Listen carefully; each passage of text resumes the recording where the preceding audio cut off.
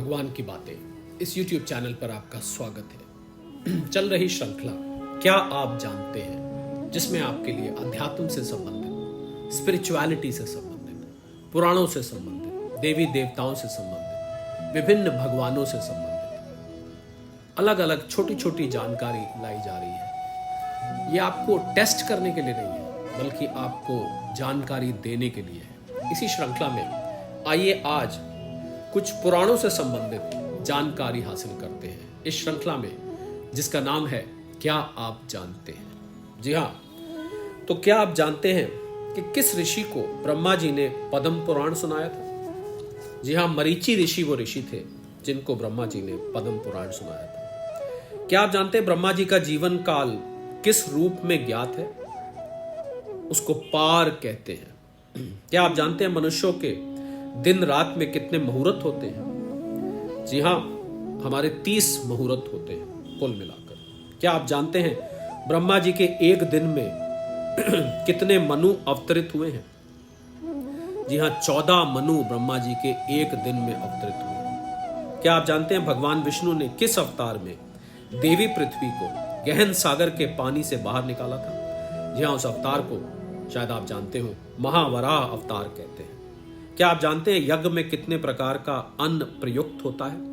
जी हाँ, यज्ञ में 14 प्रकार का अन्न प्रयुक्त होता है। क्या आप जानते हैं पद्म पुराण के अनुसार सागर मंथन से सबसे पहले क्या निकला था? कामधेनु गाय सबसे पहले निकली थी। क्या आप जानते हैं देवी लक्ष्मी को किसकी पुत्री माना जाता है? जी हाँ, उनको ऋषि भृगु और उनकी पत्नी ख्याति की पुत्री माना जाता है। क्या आप जानते हैं कि किस असुर को भगवान शंकर ने महाकाल की पदवी दी थी? बाणासुर वो असुर था। और क्या आप जानते हैं जटायु के पुत्रों का क्या नाम था? जटायु तो सब जानते होंगे। जी हाँ, उनके पुत्रों का नाम था कार्णिकर और शतगामी। क्या आप जानते हैं इस समय कौन सा मनुअंतर चल रहा है? वैवस्वत मनुअंतर चल रहा है। क्या आप जानते हैं इस समय कौन सा मनु चक्र चल रहा है? जी हाँ, अगर आप नहीं जानते तो ये 7वां मनु चक्र चल रहा है। क्या आप जानते हैं कौन सी 2 नदियां भगवान सूर्य की पुत्रियों के रूप में मानी जाती हैं? जी हाँ, नर्मदा और ताप्ती वो 2 नदियां हैं। क्या आप जानते हैं कि पितृकर्म या श्राद्ध संस्कार में कौन सी धातु सबसे ज्यादा शुभ मानी जाती है? जी हाँ, अगर नबी नहीं जानते तो चांदी वो धातु है। और क्या आप जानते हैं श्रीमद् भागवत गीता के 18 अध्यायों का महत्व कहां वर्णित है पुराणों में? जी हाँ, पद्म पुराण वो पुराण है जिसमें भागवत गीता का महत्व वर्णित किया गया है। क्या आप जानते हैं कि किस स्थान पर दक्ष प्रजापति ने भगवान शिव को यह अभिशाप दिया था कि उन्हें यज्ञ के अंश से वंचित कर दिया जाएगा? जी हाँ, नैमिषारण्य वो जगह है जहां ऐसा हुआ।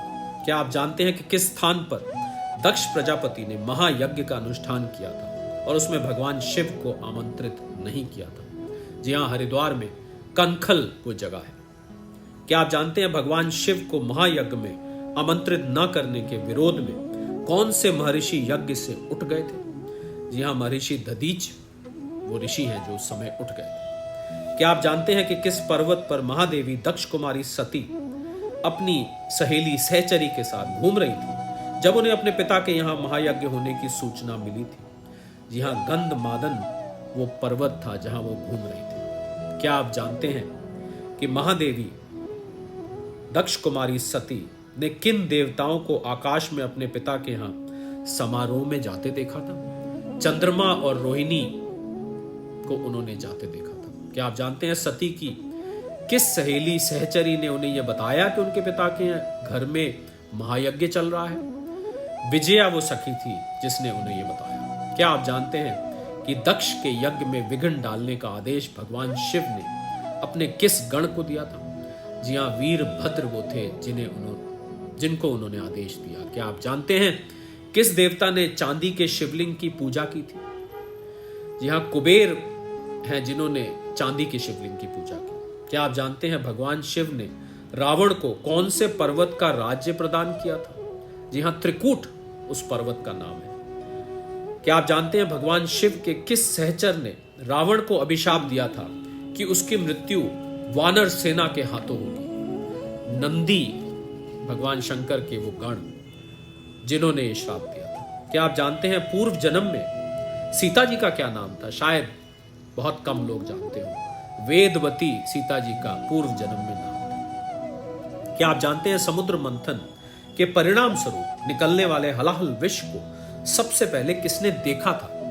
जी हाँ, नारद मुनि ने सबसे पहले देखा था। और क्या आप जानते हैं हाथ में अमृत लिए जल से कौन से देवता प्रकट हुए थे? धन्वंतरी वो ऋषि हैं, धन्वंतरी वो देवता कह लीजिए, ऋषि कह लीजिए, जो प्रकट हुए थे। हालांकि ऋषि को ऋषि ही कहना चाहिए, देवता कहना बहुत उचित नहीं रहेगा। क्या आप जानते हैं कि किस भगवान ने राहु के कपाल की माला धारण कर रखी थी? जी हाँ, सूर्य भगवान ने ऐसा किया हुआ था। क्या आप जानते हैं महर्षि दधीच की कौन सी अस्थि से इंद्र का वज्र बनाया गया था? जी हाँ, उस अस्थि का नाम है मेरुदंड। क्या आप जानते हैं महर्षि दधीच की पत्नी सुरवचा ने देवताओं को क्या श्राप दिया था? उन्होंने श्राप दिया था कि उन्हें कभी संतान की प्राप्ति नहीं होगी। क्या आप जानते हैं शुक्ल एवं कृष्ण दोनों पक्षों की त्रयोदशी की शाम 4:30 बजे तथा 6:30 बजे के बीच भगवान शिव की पूजा की जाती है। इस समय को क्या कहा जाता है? क्या आप जानते हैं? जी हाँ, उसको प्रदोष व्रत काल कहा जाता है। और क्या आप जानते हैं स्कंद पुराण के महादेव खंड के अनुसार प्रदोष व्रत के दौरान भगवान शिव की कितने अग्निकुंड से पूजा की जाती है? आपको हैरानी होगी जानकर 32 अग्निकुंड से पूजा की जाती है। और क्या आप जानते हैं स्कंद पुराण के किस खंड में प्रख्यात गंगा सहस्त्र नाम का स्रोत है? जी हाँ, काशी खंड उसको बोलते हैं। और क्या आप जानते हैं किस पुराण के शुक मुनि ने उस समय धार्मिक व्याख्यान दिया था जब ऋषि श्रृंगी ने राजा परीक्षित को 1 सप्ताह के भीतर मृत्यु का अभिशाप दिया था? जी हाँ, भागवत पुराण है, शायद सब जानते हो। क्या आप जानते हैं प्रख्यात पुरंजनोपाख्यान भारतीय दर्शन शास्त्र का सारांश समझा जाता है? यह आख्यान किस पुराण में वर्णित है? जी हाँ, भागवत पुराण में यह वर्णित है। क्या आप जानते हैं भागवत पुराण के किस अध्याय में अजामिल का आख्यान वर्णित है? जी हाँ, 6ठे अध्याय में यह वर्णित है, बल्कि 6ठा स्कंद कहना चाहिए। और क्या आप जानते हैं कौन सा पुराण परमहंस संहिता के नाम से ज्ञात है? जी हाँ, वो भी भागवत पुराण है। और क्या आप जानते हैं अगस्त ऋषि के शाप के कारण किस राजा का हाथी के रूप में पुनर्जन्म हुआ था? इंद्रद्युम्न वो राजा था। क्या आप जानते हैं विष्णु द्वारा गजराज मोक्ष वृत्तांत कहाँ वर्णित है? जी हाँ, ये भी भागवत पुराण में ही वर्णित है।